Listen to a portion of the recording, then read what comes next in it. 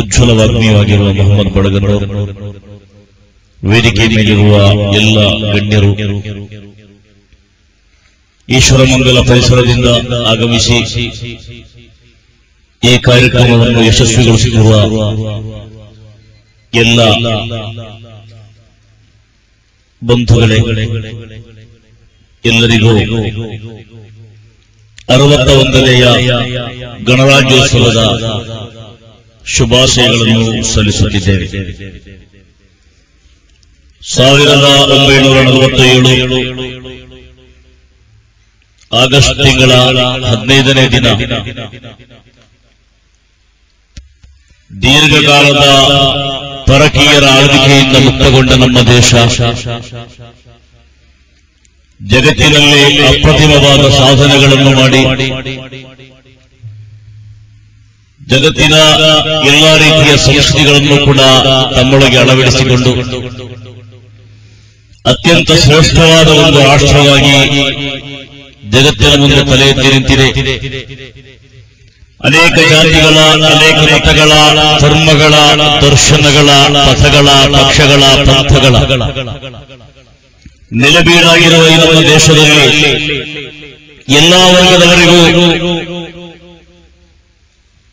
ಎಲ್ಲಾ ವಿಭಾಗವನ್ನು ಕೂಡ ಪ್ರತಿನಿಧಿಸುವಂತಹ ಒಂದು ಸಂವಿಧಾನದ ಅಗತ್ಯ ಇತ್ತು. ಎಲ್ಲಾ ವರ್ಗದವರ ಹಕ್ಕುಗಳನ್ನು ಅವರಿಗೆ ನೀಡಿ ಪ್ರತಿಯೊಬ್ಬ ಪ್ರಜೆಯು ಶಾಂತಿ ಮತ್ತು ಸಮಾಧಾನದಿಂದ ಬದುಕುವುದಕ್ಕಾಗಿ ಈ ದೇಶದಲ್ಲಿ ಯಾವ ಯಾವ ಕಾರ್ಯಕ್ರಮಗಳನ್ನು ಹಮ್ಮಿಕೊಳ್ಳಬೇಕಿತ್ತೋ ಅದಕ್ಕೆ ಎಲ್ಲದಕ್ಕೂ ಅನುಕೂಲವಾಗುವ ರೀತಿಯಲ್ಲಿ ಅತ್ಯಂತ ಬೃಹತ್ತಾದ ಒಂದು ಸಂವಿಧಾನ ನಮಗೆ ಅಗತ್ಯ ಇತ್ತು. 1947 ಆಗಸ್ಟ್ 15ರಿಂದ ಈ ದೇಶ ಸ್ವತಂತ್ರಗೊಂಡುವುದರ ನಂತರ ಈ ನಾಡಿಗೆ ಒಂದು ಬೃಹತ್ತಾದ ಸಂವಿಧಾನವನ್ನು ರಚಿಸುವುದಕ್ಕಾಗಿ ದೇಶದ ಅಪ್ರತಿಮ ಬುದ್ಧಿವಂತರು, ಜ್ಞಾನಿಗಳು, ರಾಜಕೀಯ ಮುತ್ಸದ್ದಿಗಳು, ಸಂವಿಧಾನ ತಜ್ಞರು ಎಲ್ಲರೂ ಸೇರಿ ರೂಪುಗೊಟ್ಟಂತಹ ಒಂದು ಸಮಿತಿ 1949 ನವೆಂಬರ್ 26ರಂದು ಸಂವಿಧಾನದ ರಚನೆಯನ್ನು ಸಂಪೂರ್ಣಗೊಳಿಸಿ ಅದು ಈ ದೇಶದಲ್ಲಿ ಅಸ್ತಿತ್ವಕ್ಕೆ ಬಂದಂತಹ ಒಂದು ದಿನ 1950 ಜನವರಿ 26.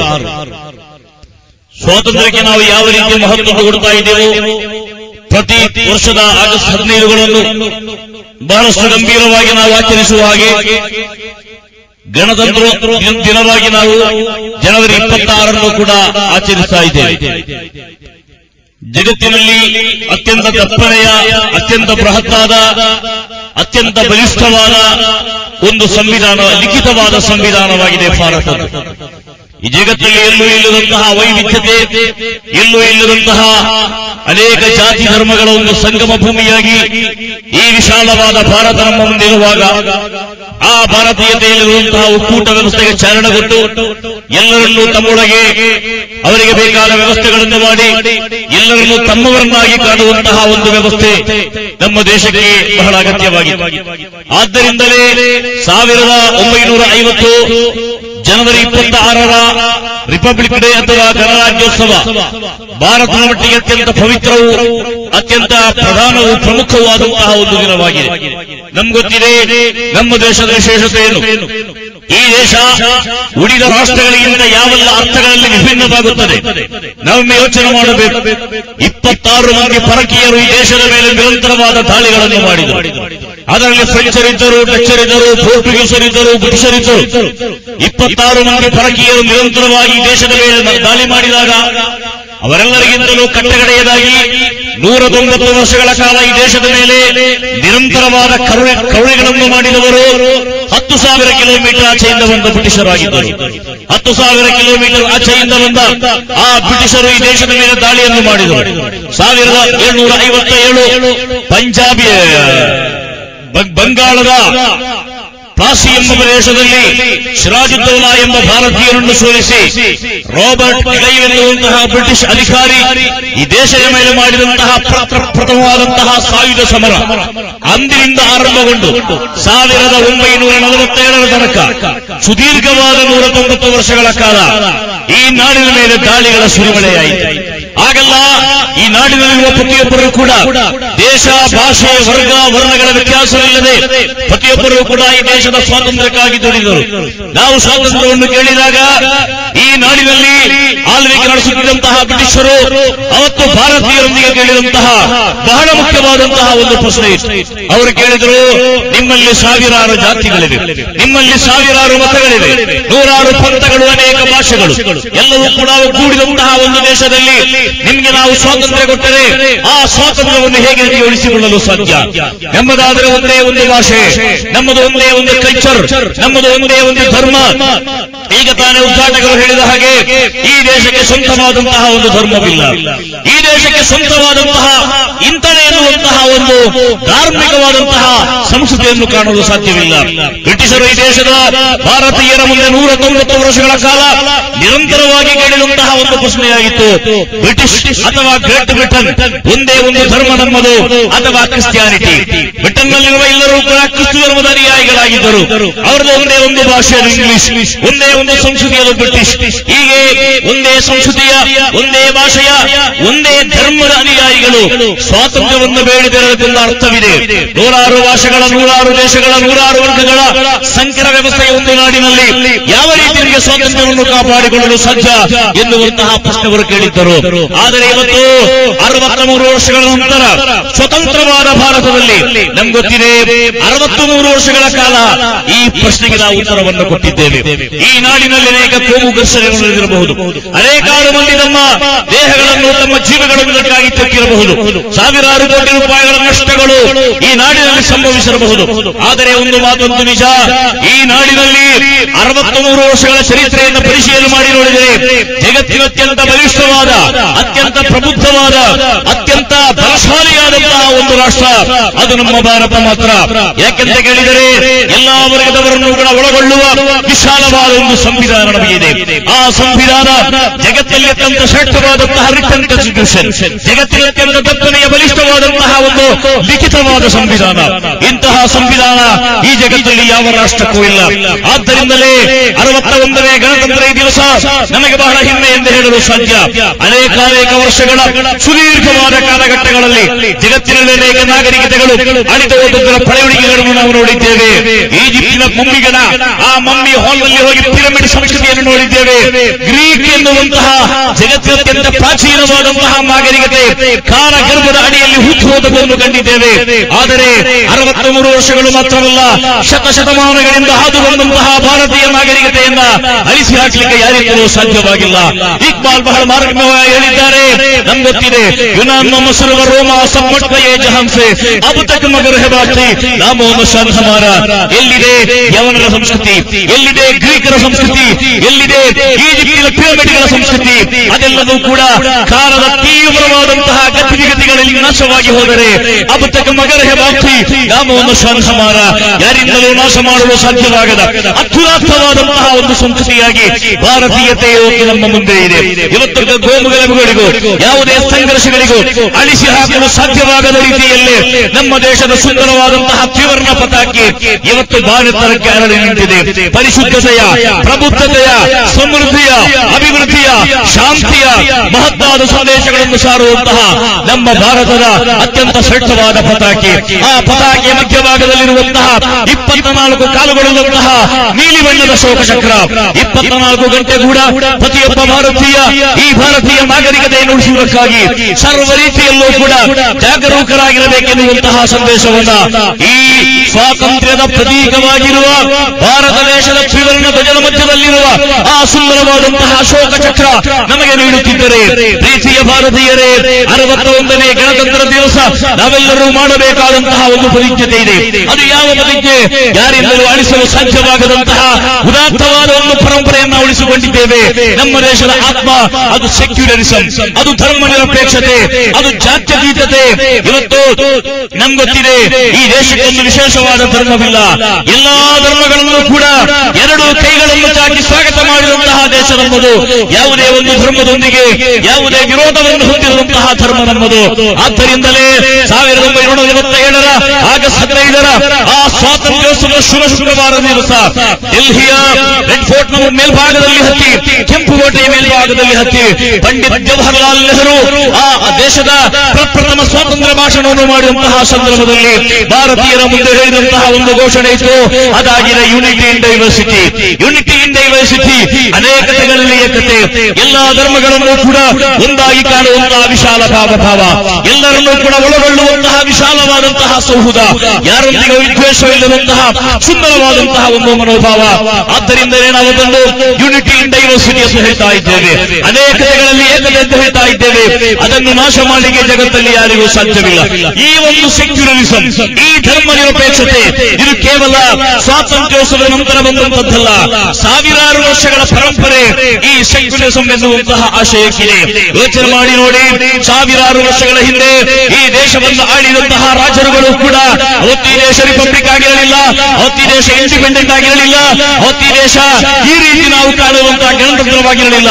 ಆದರೂ ಕೂಡ ಈ ದೇಶವನ್ನು ಆಳಿದ ಆ ಕಾಲದಲ್ಲಿರುವ ರಾಜ ಮಹಾರಾಜರುಗಳು ಕೂಡ ಈ ದೇಶ ಸೆಕ್ಯುಲರ್ ಆಗಿರಬೇಕು ಅಂತ ಬಯಸಿದ್ದರು.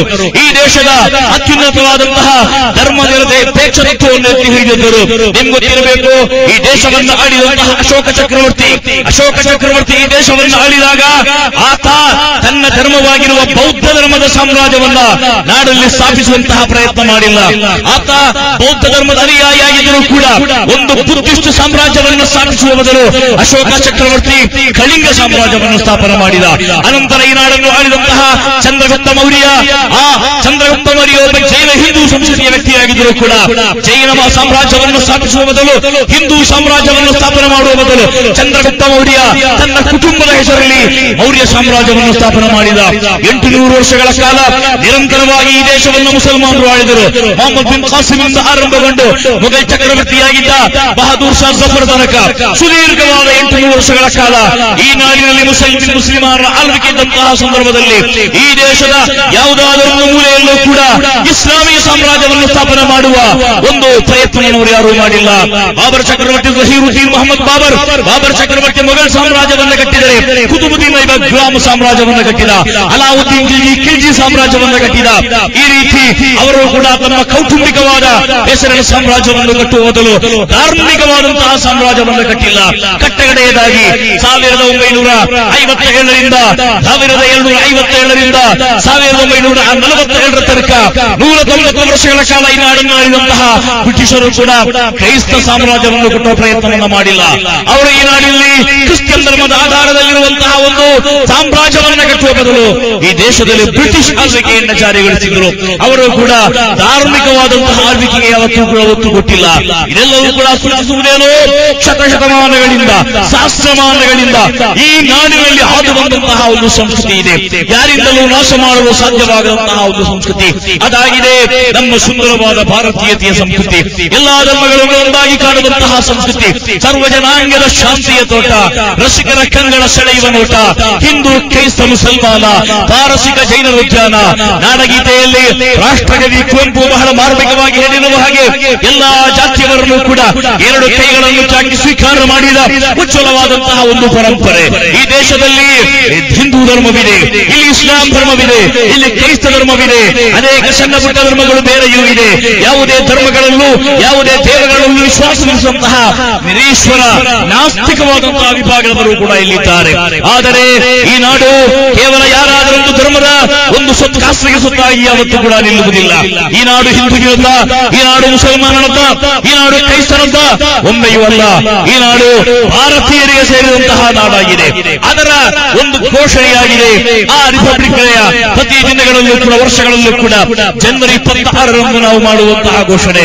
ಪ್ರೀತಿಯ ಸಹೋದರರೇ, ಇವತ್ತು ನಮ್ಮ ದೇಶದ ಸ್ಥಿತಿಯನ್ನು ನಾವೆಲ್ಲರೂ ಯೋಚನೆ ಮಾಡಬೇಕಾದಂತಹ ಅಗತ್ಯವಿದೆ. ನಮ್ಮ ದೇಶದಲ್ಲಿ ಸ್ವಾತಂತ್ರ್ಯ ಅಗತ್ಯ ಬಂದಾಗ ಯಾರು ಕೂಡ ಧರ್ಮವನ್ನು ನೋಡಿ, ಮತವನ್ನು ನೋಡಿ ಸ್ವಾತಂತ್ರ್ಯ ಹೋರಾಟದಲ್ಲಿ ಪಾಲ್ಗೊಳ್ಳಲಿಲ್ಲ. ಎಲ್ಲರೂ ಕೂಡ ದೇಶದ ಸ್ವಾತಂತ್ರ್ಯ ಮತ್ತು ಅದರ ಸಂರಕ್ಷಣೆಗಾಗಿ ಮಾತ್ರ ತಮ್ಮ ಹೋರಾಟವನ್ನು ಮುಡಿಪಿಟ್ಟರು. ಅದರ ಪರಿಣಾಮವಾಗಿ ಸುದೀರ್ಘವಾದ ಹೋರಾಟದ ಫಲವಾಗಿ ನಾವು ನಾವು ಸ್ವಾತಂತ್ರ್ಯವನ್ನು ಪಡೆದೆವು. ಆ ಸ್ವಾತಂತ್ರ್ಯ ಪಡೆದ ನಂತರ ನಮ್ಮ ಸ್ಥಿತಿ 61ನೇ ಗಣತಂತ್ರದ ದಿವಸ ಯಾವ ಮಟ್ಟಕ್ಕೆ ತಲುಪಿದೆ ಎಂಬುದನ್ನು ಕೂಡ ನಾವೊಂದು ಅವಲೋಕನ ಮಾಡುವುದು ಬಹಳ ಅಗತ್ಯವಾಗಿದೆ. ನಾವು ಪ್ರಯತ್ನ ಪಟ್ಟಿದ್ದರೆ ಈ ದೇಶವನ್ನ ಜಗತ್ತಿನ ಸೂಪರ್ ಪವರ್ ಆಗಿ ನಮಗೆ ಬೆಳೆಸಬಹುದಾಗಿತ್ತು. ಅಮೆರಿಕಾಗಿಂತ ಇನ್ನಿತರ ರಾಷ್ಟ್ರಗಳಿಗಿಂತ ಅತ್ಯಂತ ಬಲಿಷ್ಠವಾದಂತಹ ದೇಶವಾಗಿ ನಮಗೆ ಭಾರತವನ್ನು ಕಟ್ಟಬಹುದಾಗಿತ್ತು.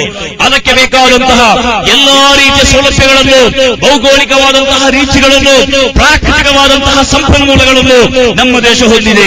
32,87,263 ಚದರ ಕಿಲೋಮೀಟರ್ ವಿಸ್ತೀರ್ಣವುಳ್ಳ ವಿಶಾಲವಾದಂತಹ ಈ ದೇಶದಲ್ಲಿ ನಿನ್ನೆಯ ಸಂಸತ್ ಪ್ರಕಾರ 116,74,690 ಮನುಷ್ಯರಿದ್ದಾರೆ. ಈ ಲಕ್ಷಾಂತರ ಕೋಟಿಗಟ್ಟಲೆ ಮನುಷ್ಯರು, 117ರಷ್ಟು ಕೋಟಿ ಮನುಷ್ಯರು ಈ ದೇಶದಲ್ಲಿರುವಾಗ ನಮಗೆ ಯಾಕೆ ಅಭಿವೃದ್ಧಿ ಸಾಧಿಸಲು ಸಾಧ್ಯವಾಗುವುದಿಲ್ಲ? ಪ್ರತಿಯೊಬ್ಬ ಭಾರತೀಯ ಯೋಚನೆ ಮಾಡಬೇಕಾದಂತಹ ವಿಚಾರ. ನಮ್ಮ ಮುಂದೆ ಜಪಾನ್ ಉದಾಹರಣೆ ಇದೆ, ನಮ್ಮ ಮುಂದೆ ಅನೇಕ ರಾಷ್ಟ್ರಗಳ ಸಣ್ಣ ಪುಟ್ಟ ರಾಷ್ಟ್ರಗಳ ಉದಾಹರಣೆ ಇದೆ. ಆ ರಾಷ್ಟ್ರಗಳೆಲ್ಲವೂ ಜಗತ್ತಿನಲ್ಲಿ ಅದ್ಭುತವನ್ನು ಸಾಧಿಸುತ್ತಿರುವಾಗ ಇಷ್ಟೊಂದು ಬಲಿಷ್ಠವಾದಂತಹ ನಮ್ಮ ಭಾರತ ಅಭಿವೃದ್ಧಿಯಲ್ಲಿ ಯಾಕೆ ಹಿಂದೆ ಬಿದ್ದಿದೆ? ಈ ನಾಡಿನಲ್ಲಿರುವ 75% ಮನುಷ್ಯರ ಒಂದು ದಿನದ ವರಮಾನ 20 ರೂಪಾಯಿಗಿಂತಲೂ ಕಡಿಮೆಯಾಗಿದ್ದರೆ ಈ ನಾಡಿನಲ್ಲಿರುವ ದೇಶದಲ್ಲಿರುವಂತಹ ಸಾವಿರಾರು ಹಳ್ಳಿಗಳಲ್ಲಿ ಇವತ್ತಿಗೂ ಕೂಡ ಕುಡಿಯುವ ನೀರಿಗೆ ತಾತ್ವಾರವನ್ನು ಅನುಭವಿಸಬೇಕಾಗಿ ಬಂದರೆ ಮೇಲೆ ನೋಡಿದರೆ ಆಕಾಶ, ಕೆಳಗೆ ನೋಡಿದರೆ ಭೂಮಿ, ಕೋಟ್ಯಂತರ ಮನುಷ್ಯರಿಗೆ ಈ ಭೂಮಿಯಲ್ಲಿ, ಈ ದೇಶದಲ್ಲಿ ಅವರಿಗೊಂದು ಸೂರಿಲ್ಲ, ಅವರಿಗೊಂದು ಬಿಡಾರವಿಲ್ಲ, ಅವರಿಗೆ ಬೇಕಾದಂತಹ ವ್ಯವಸ್ಥೆಗಳಿಲ್ಲ. ಈ ನಾಡಿನ ಕೋಟ್ಯಂತರ ಮನುಷ್ಯರು ಯಾವತ್ತೂ ಕೂಡ ಶಾಲೆಯ ಬಾಗಿಲನ್ನು ನೋಡಿಲ್ಲ, ವಿದ್ಯುತ್ ದೀಪವನ್ನು ಕಂಡಿಲ್ಲ, ಅವರಿಗೆ ಕುಡಿಯುವ ನೀರಿನ ವ್ಯವಸ್ಥೆಗಳು ಕೂಡ ಇಲ್ಲ. ಇಂತಹ ಪರಿಶ್ರಮಗಳಿಂದ ಇಂತಹ ಅನೇಕ ರೀತಿಯ ಸಮಸ್ಯೆಗಳನ್ನು ಎದುರಿಸುವಂತಹ ಒಂದು ನಾಡಾಗಿ ನಮ್ಮ ನಾಡು ಇವತ್ತು ಕುಂಠಿತಗೊಂಡದ್ದಕ್ಕೆ ನಿಮ್ಗೆ ಗೊತ್ತಿರಬೇಕು. ಚರಿತ್ರೆಯನ್ನು ಓದಿದಂತಹ ನೀವು 1945 ಆಗಸ್ಟ್ 6 ಮತ್ತು 9ಗಳಲ್ಲಿ ಆ ಹಿರೋಶಿಮಾ ಮತ್ತು ನಾಗಸಾಕಿಗಳ ಮೇಲೆ ಜಪಾನ್ನಲ್ಲಿ ವರ್ಷಿಸಲ್ಪಟ್ಟಂತಹ ಬಾಂಬುಗಳು, ಲಿಟ್ಟಿಲ್ ಬಾಯ್ ಎಂಬ ಸುಂದರವಾದ ಹೆಸರಲ್ಲಿ ಅಣು ಬಾಂಬುಗಳನ್ನು ಆ ನಾಡಿನ ಮೇಲೆ ಪ್ರಯೋಗ ಮಾಡಿದ್ದು 45 ಆಗಸ್ಟ್ 6 ಮತ್ತು 9ಗಳಲ್ಲಾದರೆ ಅದರ ಪರಿಣಾಮವಾಗಿ 3 ಲಕ್ಷ ಮಂದಿ ಅದೇ ಸಂದರ್ಭದಲ್ಲಿ ಒಂದೇ ಕ್ಷಣದಲ್ಲಿ ವಿಲವಿಲನೆ ಒದ್ದಾಡಿ ತಮ್ಮ ಜೀವವನ್ನು ತ್ಯಾಗ ಮಾಡಬೇಕಾದಂತಹ ಒಂದು ಸಂದರ್ಭ ಬಂದಿದ್ದರೆ, ಪ್ರೀತಿಯ ಸಹೋದರರೇ, ಇವತ್ತು 60 ವರ್ಷಗಳು ಕಳೆದು ಹೋಯಿತು. 60 ವರ್ಷಗಳ ನಂತರ ಆ ಜಪಾನ್ನ ಸ್ಥಿತಿಯನ್ನು 65 ವರ್ಷಗಳ ಸುದೀರ್ಘವಾದ ಪ್ರಯತ್ನದ ಮೂಲಕ ಈ ಜಗತ್ತಿನ ಏಷ್ಯಾ ಭೂಖಂಡದಲ್ಲಿ ಅತ್ಯಂತ ದೊಡ್ಡ ಆರ್ಥಿಕವಾದ ಒಂದು ಮಹಾಶಕ್ತಿಯಾಗಿ ಇವತ್ತು ಜಪಾನ್ ಹೊರಹೊಮ್ಮಿದೆ. ಅವರ ಮೇಲೆ ಬಂದಂತಹ ಬಾಂಬುಗಳು ಅವರನ್ನು ನಾಶ ಮಾಡಿರಬಹುದು. ಅವರ ಹಿಮ್ಮತ್ತು, ಅವರ ಆ ಸ್ಥೈರ್ಯವನ್ನು ಕುಗ್ಗಿಸಲು ಯಾವತ್ತೂ ಕೂಡ ಬಾಂಬುಗಳಿಂದ ಸಾಧ್ಯವಾಗಿಲ್ಲ. ಅಲ್ಲಿರುವ ಜನರು ಬೆನ್ನಿಗೆ ಬೆನ್ನು ಕೊಟ್ಟು ಹೋರಾಡಿದ್ದರ ಪರಿಣಾಮವಾಗಿ ಜಪಾನ್ ಇವತ್ತು ಜಗತ್ತಿನ ಅತ್ಯಂತ ಶ್ರೇಷ್ಠವಾದಂತಹ ಆರ್ಥಿಕ ಶಕ್ತಿಯಾಗಿ ಹೊರಹೊಮ್ಮಿದೆ. ಪ್ರೀತಿಯ ಸಹೋದರರೇ, ಅದೇ ಸಂದರ್ಭದಲ್ಲಿ 116 ಕೋಟಿ ಜನಸಂಖ್ಯೆ ಉಳ್ಳ ಈ ಜಗತ್ತಿನ ಅತ್ಯಂತ ದೊಡ್ಡ ಬಲಿಷ್ಠವಾದ ರಾಷ್ಟ್ರಗಳಲ್ಲೊಂದಾದ ಭಾರತ, ಚೈನಾ ಬಿಟ್ಟರೆ ಜಗತ್ತಲ್ಲಿ ಅತ್ಯಂತ ಹೆಚ್ಚು ಜನಸಂಖ್ಯೆ ಉಳ್ಳಂತಹ ಈ ದೇಶ ಈ ಪರಿಸ್ಥಿತಿಗಳಿಂದ ಹಾದು ಹೋಗ್ತಾ ಇದೆ. ನಮ್ಮ ಹಳ್ಳಿಗಳ ಸ್ಥಿತಿ ಏನು ಎಂಬುದನ್ನು ಅರ್ಥ ಮಾಡಿಕೊಳ್ಳಬೇಕು. ಈ ನಾಡಿನ ಜನರ ಜೀವನ ಮಟ್ಟವನ್ನು ನಾವು ಅಧ್ಯಯನ ಮಾಡಬೇಕು. ಈ ನಾಡಿನ ಅತ್ಯಂತ ದೊಡ್ಡ ಮೈನಾರಿಟಿಯಾಗಿರುವಂತಹ ಮುಸ್ಲಿಂ ಸಮುದಾಯ, ನಮ್ಗೆ ಗೊತ್ತಿರಬೇಕು. ಈ ಮುಸ್ಲಿಂ ಸಮುದಾಯದ ಸ್ಥಿತಿಗತಿಗಳನ್ನು ನಾವು ಅರ್ಥ ಮಾಡಿಕೊಂಡರೆ ನಮಗೆ ಗೊತ್ತಾಗುತ್ತದೆ. ಕಳೆದ ಬಾರಿ ಪ್ರಧಾನಮಂತ್ರಿ ಮನಮೋಹನ್ ಸಿಂಗ್ ರವರು ನೇಮಕ ಮಾಡಿದಂತಹ ಒಂದು ಸಮಿತಿ, ಜಸ್ಟಿಸ್ ರಾಜೇಂದ್ರ ಸಾಚಾರ್ ಸಮಿತಿಯಲ್ಲಿ 20 ತಿಂಗಳುಗಳ ಕಾಲ ಈ ದೇಶದಲ್ಲಿರುವ ಅನೇಕ ರಾಜ್ಯಗಳನ್ನು ಸುತ್ತಾಡಿ ಅಲ್ಲಿರುವ ಸ್ಥಿತಿಗತಿಗಳನ್ನು ಅವಲೋಕನ ಮಾಡಿ 402 ಪುಟಗಳಿರುವಂತಹ ಬೃಹತ್ತಾದ ವರದಿಯನ್ನ ಪ್ರಧಾನಮಂತ್ರಿ ಮನಮೋಹನ್ ಸಿಂಗ್ ಜಿ ಅವರ ಟೇಬಲ್ನ ಮೇಲಿಟ್ಟರು ಜಸ್ಟಿಸ್ ರಾಜೇಂದ್ರ ಸಾಚಾರ್. ಆ ರಾಜೇಂದ್ರ ಸಾಚಾರ್ ಕೊಟ್ಟಂತಹ ವರದಿಯಲ್ಲಿ ಏನಿತ್ತು? ಈ ದೇಶದಲ್ಲಿ ಎಸ್ಸಿ ಎಸ್ಟಿಗಳಿಗಿಂತ, ಪರಿಶಿಷ್ಟ ಜಾತಿ ಪಂಗಡಗಳಿಗಿಂತ ಅತ್ಯಂತ ಕೀಳು ಮಟ್ಟದ ಒಂದು ಬದುಕನ್ನು ಮುಸ್ಲಿಂ ಸಮುದಾಯ ಈ ದೇಶದಲ್ಲಿ ಅನುಭವಿಸ್ತಾ ಇದೆ. ಇದು ಡಾಕ್ಟರ್ ಜಸ್ಟಿಸ್ ರಾಜೇಂದ್ರ ಸಾಚಾರ್ ಪ್ರಧಾನಮಂತ್ರಿಯ ಮುಂದೆ ಮಂಡಿಸಿದಂತಹ ವರದಿಯಾಗಿದೆ. ಈ ರೀತಿ ಈ ನಾಡಿನಲ್ಲಿರುವ ಪ್ರತಿಯೊಂದು ವರ್ಗದವರ ಚರಿತ್ರೆಗಳನ್ನು ಅವಲೋಕನ ಮಾಡಿ ನೋಡಿದರೂ ಕೂಡ ಯಾರೂ ಕೂಡ 63 ವರ್ಷಗಳ ಕಾಲ ಒಂದು ಸುಧಾರಣೆಯನ್ನು ಕಾಣುವುದನ್ನು ಈ ನಾಡಿನಲ್ಲಿ ಸಾಧ್ಯವಾಗಿಲ್ಲ. ಅನೇಕ ರೀತಿಯ ತೊಂದರೆಗಳನ್ನು ಅನುಭವಿಸಬೇಕಾಗಿ ಬಂದಂತಹ ಒಂದು ಸನ್ನಿವೇಶ ನಮಗೆ ಇವತ್ತಿದೆ. ಆದ್ದರಿಂದಲೇ ಪ್ರೀತಿಯ ಸಹೋದರರೇ, ನಾವೆಲ್ಲರೂ ಕೂಡ ಇವತ್ತು ಯೋಚನೆ ಮಾಡಬೇಕಾದಂತಹ ವಿಚಾರ ಎಂದರೆ, ಪ್ರೀತಿಯ ಸಹೋದರೇ, ನಮಗೆ ನಮ್ಮ ದೇಶದಲ್ಲಿ ನಾವು ಉದ್ದೇಶಿಸುವಂತಹ ಸುಧಾರಣೆ, ನಾವು ಉದ್ದೇಶಿಸುವಂತಹ ಅಭಿವೃದ್ಧಿಯಾಗಬೇಕಾದರೆ ಈ ಅಭಿವೃದ್ಧಿಯನ್ನು ಸಾಧಿಸಲು ನಮ್ಮಲ್ಲಿರುವಂತಹ ಕೋಮುವಾದ ತೊಲಗಬೇಕು, ನಮ್ಮಲ್ಲಿರುವಂತಹ ಕೋಮುವಾದ ಸಂಪೂರ್ಣವಾಗಿ ತೊಲಗಬೇಕು, ನಮ್ಮಲ್ಲಿರುವಂತಹ ಆ ಸಂಕುಚಿತ ಭಾವನೆಗಳು ತೊಲಗಬೇಕು. ಆ ಸಂಕುಚಿತ ಭಾವನೆಗಳನ್ನು ತೊಲಗಿಸುವ ಬೃಹತ್ತಾದ ಸಂವಿಧಾನ ನಮ್ಮ ಕೈಯಲ್ಲಿದೆ. 1950ರಂದು ಅಸ್ತಿತ್ವಕ್ಕೆ ಬಂದಂತಹ ನಮ್ಮ ದೇಶದ ಆ ಬೃಹತ್ತಾದ ಸಂವಿಧಾನ ಈ ನಾಡಿನಲ್ಲಿರುವ ಎಲ್ಲರಿಗೂ ಕೂಡ ಸಮಾನವಾದ ಅವಕಾಶವನ್ನು ಕೊಡ್ತಾ ಇದೆ. ಎಲ್ಲರಿಗೂ ಕೂಡ ಸಮಾನವಾದ ಅವಕಾಶ, ಯಾರನ್ನೂ ಕೂಡ ಯಾವುದೇ ರೀತಿಯಲ್ಲೂ ಕೂಡ ತುಷ್ಟೀಕರಣ ಮಾಡುವುದಿಲ್ಲ. ಸತ್ಯ, ಸಮಾನತೆ, ಸ್ವಾತಂತ್ರ್ಯ ಎಂಬ ತತ್ವಗಳ ಮೇಲೆ ನಮ್ಮ ದೇಶದ ಸಂವಿಧಾನ ಎದ್ದು ನಿಂತಿದೆ. 600 ನಾಡರಸರ ಕೈಗಳಲ್ಲಿ ನಲುಗಿ ಹೋಗಿರುವಂತಹ ಈ ದೇಶವನ್ನ ಒಂದೇ ಒಂದು ವ್ಯವಸ್ಥೆಯಲ್ಲಿ ನಾವು ತಂದು ಭಾಷಾವಾರ ಪ್ರಾಂತ್ಯಗಳನ್ನು ರಚಿಸಿ ಒಂದು ಬೃಹತ್ತಾದ ಒಕ್ಕೂಟವನ್ನಾಗಿ ಮಾಡಿ ವಿವಿಧ ರೀತಿಯ ಸಾಂವಿಧಾನಿಕವಾದಂತಹ ವ್ಯವಸ್ಥೆಗಳನ್ನು ಮಾಡಿ ಈ ನಾಡಿನಲ್ಲಿ ಪ್ರತಿಯೊಬ್ಬ ಮನುಷ್ಯ ಕೂಡ ಸ್ವಚ್ಛಂದವಾಗಿ ಬದುಕುವಂತಹ ಅವಕಾಶವನ್ನ ನಮ್ಮ ಸಂವಿಧಾನ ಕೊಟ್ಟಿದೆ. ಆದರೆ ಬಾಬಾ ಸಾಹೇಬ್ ಅಂಬೇಡ್ಕರ್ 1947ರಲ್ಲಿ ಸಂವಿಧಾನದ ಕರಡು ಸಮಿತಿಯ ಆಯ್ಕೆ ಮಾಡಿದಂತಹ ಅದರ ಅಧ್ಯಕ್ಷರಾಗಿದ್ದ ಬಾಬಾ ಸಾಹೇಬ್ ಭೀಮಾರಾವ್ ಅಂಬೇಡ್ಕರ್ ಒಂದು ಮಾತನ್ನು ಹೇಳಿದ್ದರು, ಒಂದು ದೇಶದ ಸಂವಿಧಾನ ಅದೆಷ್ಟೇ ಬೃಹತ್ತಾಗಿದ್ದರು, ಅದೆಷ್ಟೇ ಬಲಿಷ್ಠವಾಗಿದ್ದರು, ಆ ಸಂವಿಧಾನವನ್ನು ಅದನ್ನು ಜಾರಿಗೊಳಿಸುವವರು ಯಾರು ಎಂಬುದನ್ನು ಅವಲಂಬಿಸಿ ಅದರ ಮಹತ್ವ ಅಡಗಿದೆ. ಆ ಸಂವಿಧಾನವನ್ನು ಜಾರಿಗೊಳಿಸಲು ಸಾಧ್ಯವಾಗದಿದ್ದರೆ ಅಥವಾ ಆಡಳಿತಾಧಿಕಾರಿಗಳು, ಆಡಳಿತ ವರ್ಗ ಅದಕ್ಕೆ ಪ್ರಯತ್ನ ಮಾಡದೇ ಇದ್ದರೆ ಒಂದು ಸಂವಿಧಾನ ಎಷ್ಟೇ ಮಹತ್ವವಾಗಿದ್ದರೂ ಕೂಡ ಅದು ಆ ಸಂವಿಧಾನದ ಮಹತ್ವ ಯಾವುದೇ ರೀತಿಯಲ್ಲೂ ಕೂಡ ಅನುಭವಿಸಲಿಕ್ಕೆ ನಮ್ಮಿಂದ ಸಾಧ್ಯವಾಗುವುದಿಲ್ಲ. ಆದ್ದರಿಂದ ನಾವು ಪ್ರತಿಯೊಂದು ಪ್ರದೇಶಗಳಲ್ಲೂ ಕೂಡ ಆಡಳಿತಕ್ಕೆ ಬರುವ ಮಂದಿ ಸಂವಿಧಾನದ ಘನತೆಯನ್ನು ತಿಳಿಯುವಂತಹ ಪ್ರಯತ್ನವನ್ನು ಮಾಡಬೇಕಾಗಿದೆ. ಆದರೆ ಇವತ್ತು ನಾವು ಅದನ್ನು ಕಾಣಲಿಕ್ಕೆ ಸಾಧ್ಯವಾಗುವುದಿಲ್ಲ. ನಮ್ಮ ಊರಲ್ಲಿರುವಂತಹ, ನಮ್ಮ ದೇಶದಲ್ಲಿ ಅನುಭವಿಸುವಂತಹ ಭ್ರಷ್ಟಾಚಾರಗಳು, ಹಗರಣಗಳು, ದರೋಡೆಗಳು, ರಾಜಕೀಯವಾದ ಸಂಘರ್ಷಗಳು, ಕೋಮುಗಲಭೆಗಳು, ಕೊಲೆಗಳು, ಈ ರೀತಿಯಲ್ಲಿ ನಿರಂತರವಾಗಿ ಹಾದು ಹೋಗುವಂತಹ ನಮ್ಮ ದೇಶ ಅಭಿವೃದ್ಧಿಯ ಪಥದಲ್ಲಿ ಬಹಳಷ್ಟು ಹಿಂದೆ ಬಿದ್ದಿರುವುದನ್ನು ನಾವು ಕಾಣ್ತಾ ಇದ್ದೇವೆ. 45 ಕಾಲಘಟ್ಟಗಳಲ್ಲಿ ಸಂಪೂರ್ಣವಾಗಿ ಚಿಪ್ಪಾಚೂರಾಗಿ ಹೋಗಿದ್ದಂತಹ ಜಪಾನಿಗೆ ಅತ್ಯಂತ ಸುಂದರವಾದಂತಹ ಒಂದು ದಿಶಾಶಕ್ತಿಯುಳ್ಳ ನೇತೃತ್ವವನ್ನು ಆ ಯುವಕರ ಕೈಗೆ ಕೆಲಸ ಕೊಟ್ಟಾಗ ಆ ಯುವಕರ ಆ ಪ್ರಯತ್ನದ ಫಲವಾಗಿ ಅದ್ಭುತವಾದಂತಹ ಯಶಸ್ಸನ್ನು ಸಾಧಿಸಲಿಕ್ಕೆ ಜಪಾನ್ಗೆ ಸಾಧ್ಯವಾಗಿದ್ದರೆ ನಮ್ಮಲ್ಲಿ ಇವತ್ತು 116 ಕೋಟಿ ಮನುಷ್ಯರಿದ್ದಾರೆ. ಅದರಲ್ಲಿ 40% ಹೆಚ್ಚು ಯುವಕರಿದ್ದಾರೆ. ಆ ಯುವಶಕ್ತಿಯ ಕೈಗಳಿಗೆ ಕೆಲಸ ಕೊಟ್ಟರೆ ಅದ್ಭುತವಾದಂತಹ ಸಾಧನೆಯನ್ನ ಈ ದೇಶದಲ್ಲಿ ಸಾಧಿಸಲು ಸಾಧ್ಯವಾಗ್ತದೆ. ಆದರೆ ನಮ್ಮಿಂದ ಸಾಧ್ಯವಾಗುವುದಿಲ್ಲ. ಯಾಕೆ ಸಾಧ್ಯವಾಗುವುದಿಲ್ಲ? ದೇಶವನ್ನು ಕಟ್ಟಬೇಕಾದಂತಹ ಕೈಗಳ ಕೈಯಲ್ಲಿ ಒಂದು ಕತ್ತಿ ಇದೆ, ಮಚ್ಚು ಇದೆ, ಚೂರಿ ಇದೆ, ಬಂದೂಕಿದೆ, ಬಾಂಬಿದೆ. ನಾಡಿನ ಮೇಲೆ ನಿರಂತರವಾದ ದಾಳಿಗಳನ್ನು ಮಾಡ್ತಾ ಇದ್ದಾರೆ. ಮನುಷ್ಯರನ್ನು ಇವತ್ತು ಕೊಲ್ತಾ ಇದ್ದಾರೆ. ಯೋಚನೆ ಮಾಡಿ ನೋಡಿ ಸಹೋದರರೇ, ಭಾರತದ ರಾಜಕೀಯವಾದ ರಾಜಧಾನಿ ಡೆಲ್ಲಿ ಆಗಿದ್ದರೆ ಭಾರತದ ವಾಣಿಜ್ಯ ರಾಜಧಾನಿ ಮುಂಬೈ ಆಗಿದೆ. ಭಾರತದ ವಾಣಿಜ್ಯ ರಾಜಧಾನಿಯಾದಂತಹ ಮುಂಬೈ, ಆ ಮುಂಬೈಯಲ್ಲಿ ಜಾಗತಿಕ ಮಟ್ಟದ ದೊಡ್ಡ ದೊಡ್ಡ ಉದ್ಯಮಗಳನ್ನು ಸ್ಥಾಪಿಸಲು ಅನೇಕ ಕಾರಣಗಳಿಂದ ನಮ್ಮಿಂದ ಸಾಧ್ಯವಾಗುತ್ತಾ ಇಲ್ಲ. ಒಂದನೇದಾಗಿ ನಮ್ಮ ದೇಶದಲ್ಲಿ ರಾಜಕೀಯವಾದಂತಹ ಸ್ಥಿರತೆ ಇಲ್ಲ. ಎರಡನೇದಾಗಿ ಯಾವತ್ತೂ ಕೂಡ ಸ್ವಚ್ಛಂದವಾಗಿ ಬದುಕಲಿಕ್ಕೆ ಸಾಧ್ಯವಾಗುವಂತಹ ಒಂದು ಪರಿಸ್ಥಿತಿ ನಮ್ಮಲ್ಲಿ ಇಲ್ಲ.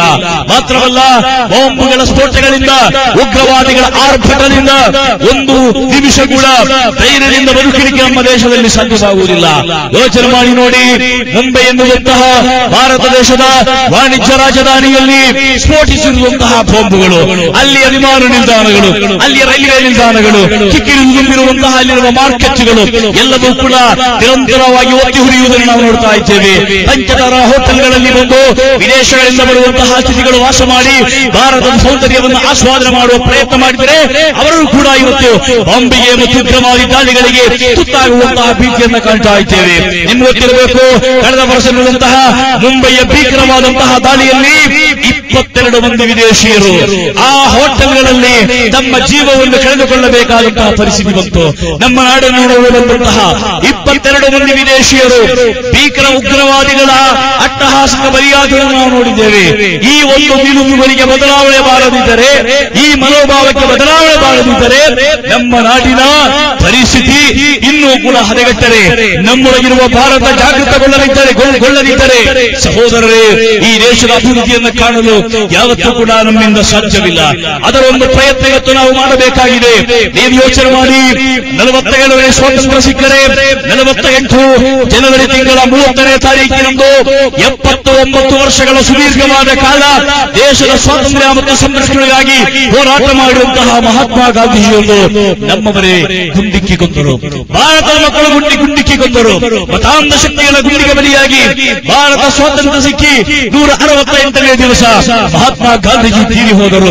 ಕ್ರಿಸ್ತು ದೇವನಿಗೆ ಪರಿತ್ಯಾಗಶೀಲವು, ಸಾಕ್ಷಾತ್ ಕೃಷ್ಣನ ಮಗವಾದ ಧರ್ಮರಕ್ಷೋಪಾಯವು, ಬುದ್ಧನ ಹಿಂಸೆയും ಶ್ರೀ ಚಂದ್ರಾಚಾರ್ಯರ ಬುದ್ಧಿಶಕ್ತಿയും, ನಂದಿ ದೇವರಿಯ ದಯಾವಾಯ್ಪುಂ, ಮುಹಮ್ಮದಿನ ಸ್ಥೈರ್ಯವು ಎಲ್ಲವೂ ಕೂಡ ಒಂದೇ ಮನುಷ್ಯನಲ್ಲಿ ಒಗ್ಗೂಡಿರುವ ಜಗತ್ತು ಕಂಡ ಅದ್ಭುತ ಪ್ರತಿವಾಸವಾಗಿದ್ದ ಕರಮ್ಚಂದ್ ಮೋಹನ್ ದಾಸ್ ಕರಮ್ಚಂದ್ ಗಾಂಧೀಜಿ. ನಮ್ಗೊತ್ತಿದೆ, ಆ ಮಹಾತ್ಮರಾದಂತಹ ಮನುಷ್ಯ ತನ್ನ ಜೀವವನ್ನು ಈ ದೇಶದ ಸ್ವಾತಂತ್ರ್ಯಕ್ಕಾಗಿ ಸೋದರು, ಈ ದೇಶವನ್ನು ಕಟ್ಟುವುದಕ್ಕಾಗಿ ಶ್ರಮಿಸಿದರು. ಆದರೆ ಸ್ವಾತಂತ್ರ್ಯ ಸಿಕ್ಕಿ 1ನೇ ವಾರ್ಷಿಕವನ್ನು ಆಚರಣೆ ಮಾಡಲಿಕ್ಕೆ ಆ ಮಹಾ ಮನುಷ್ಯರನ್ನು ನಾವು ಬಿಟ್ಟಿಲ್ಲ. ಸ್ವಾತಂತ್ರ್ಯದ 168ನೇ ದಿವಸ ಮಹಾತ್ಮ ಗಾಂಧೀಜಿಯನ್ನ ಭಾರತೀಯರೇ ಕೊಂದು ಬಿಟ್ಟರು. ಯಾಕೆ ಕೊಂದು ಬಿಟ್ಟರು? ಮಹಾತ್ಮ ಗಾಂಧಿಯ ಮನಸ್ಸಲ್ಲಿ ಒಂದು ಕನಸಿತ್ತು, if I die I must die because of Hindu Muslim unity. ನಾನು ಯಾವತ್ತಾದರೂ ಕೊಲೆಯಾಗುವುದಾದರೆ, ನಾನು ಯಾವತ್ತಾದರೂ ಮರಣ ಹೊಂದುವುದಾದರೆ, I must die because of Hindu Muslim unity. Hindu Muslim ಏಕತೆಗಾಗಿ ಮಾತ್ರ ನಾನು ಮಡಿಯಲು ಸಾಧ್ಯ. ನನ್ನ ಮರಣ ಹಿಂದೂ ಮುಸ್ಲಿಂ ಏಕತೆಗಾಗಿ ಮಾತ್ರ ಅಂತ ಘೋಷಣೆ ಮಾಡಿದ ಮಹಾತ್ಮ ಗಾಂಧೀಜಿಯವರು 47ರ ಆಗಸ್ಟ್ 15ರ ಆ ಶುಭ ಶುಕ್ರವಾರ ದಿವಸ ಎಲ್ಲರೂ ಕೂಡ ಆ ಭಾರತ ದೇಶದ ಮೊಟ್ಟಮೊದಲ ಪ್ರಧಾನಮಂತ್ರಿಯಾಗಿದ್ದ ಪಂಡಿತ್ ನೆಹರು ಅವರ ಭಾಷಣ ಆಲಿಸುವುದಕ್ಕಾಗಿ ಕಾತರದಿಂದ ಕಾಯುತ್ತಿದ್ದಂತಹ ಸಂದರ್ಭ, ಆ ರೆಡ್ ಫೋರ್ಟ್ನ ಮೇಲ್ಭಾಗದಲ್ಲಿ ಹತ್ತಿ ತನ್ನ ಜೇಬಿನೊಳಗೆ ಒಂದು ಗುಲಾಬಿ ಹೂವನ್ನು ಸುರುಗಿಸಿ ಪಂಡಿತ್ ನೆಹರು ಆ ಭಾಷಣ ಮಾಡುವಂತಹ ಸಂದರ್ಭದಲ್ಲಿ ದೇಶದ ಸ್ವಾತಂತ್ರ್ಯಕ್ಕಾಗಿ ಸರ್ವವನ್ನು ತ್ಯಜಿಸಿದ ಮಹಾತ್ಮ ಗಾಂಧಿಯ ಸಭೆಯಲ್ಲಿರಲಿಲ್ಲ. ಆ ಸಮಾರಂಭದಲ್ಲಿ ಅಧ್ಯಕ್ಷ ವಹಿಸಲಿಕ್ಕೆ ಅವರು ಬರಲಿಲ್ಲ. ಯಾವುದಾದರೊಂದು ಕಾರ್ಯಕ್ರಮದಲ್ಲಿ ಗಂಭೀರವಾದ ಸ್ವಾತಂತ್ರ್ಯೋತ್ಸವದ ಸಂದೇಶವನ್ನು ಕೊಡಲು ಮಹಾತ್ಮ ಗಾಂಧಿ ಸಿಗಲಿಲ್ಲ. 162 ದಿನಗಳ ಕಾಲ ಈ ದೇಶದಲ್ಲಿ ಎಲ್ಲಾದರೂ ಕೊಂಡಾಡಲ್ಪಟ್ಟ ಯಾವುದಾದರೊಂದು ಸ್ವಾತಂತ್ರ್ಯೋತ್ಸವದ ಕಾರ್ಯಕ್ರಮದ ಒಂದು ಪುಟ್ಟ ವೇದಿಕೆಗಳಲ್ಲೂ ಕೂಡ ಗಾಂಧಿಯನ್ನು ನೋಡಲಿಕ್ಕೆ ಸಾಧ್ಯವಾಗಿಲ್ಲ. 47ರ ಆಗಸ್ಟ್ 15ರ ದಿವಸ ಮಹಾತ್ಮ ಗಾಂಧಿ ಎಲ್ಲಿದ್ರು? ಪಂಡಿತ್ ನೆಹರು ಹೊಸ ಕೋಟನ್ನು ಹೊಲಿಸಿ ಅದಕ್ಕೊಂದು ಗುಲಾಬಿ ಹೂವನ್ನಿಟ್ಟು ದೇಶದ ಮೊಟ್ಟಮೊದಲ ಪ್ರಧಾನಮಂತ್ರಿಯಾಗಿ ಹೆಮ್ಮೆಯಿಂದ